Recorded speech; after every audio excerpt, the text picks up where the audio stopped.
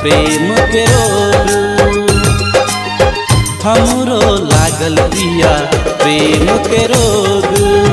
दिन रात ही के हम सपना देखै छी, सपना देखै छी, सपना देखै छी। हमरा लागल पिया प्रेम के रोग।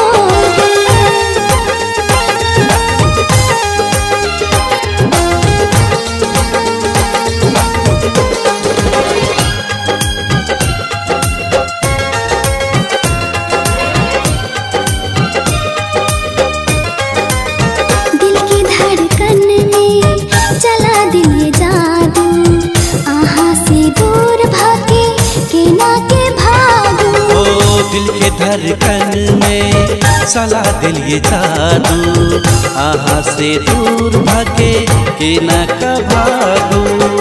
एक चुटकी सिंदूर लाकर मांग सजा दिया, एक चुटकी सिंदूर लाकर मांग सजा दिया।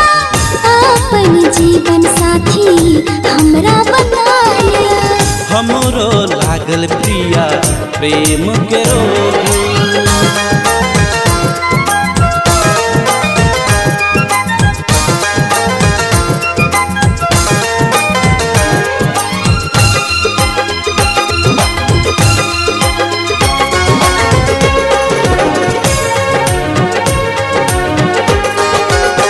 आँख के तारा आही छियै, मन के मंदिर में बसल छियै।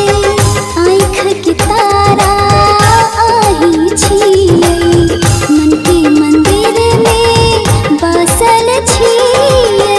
अही संगे प्रेम करबै जन्मो जन्म तक, अही संगे प्रेम करबै जन्मो जन्म तक। अपन जीवन साथी अही के बनेबै। हमरा लागल पिया प्रेम के रोग।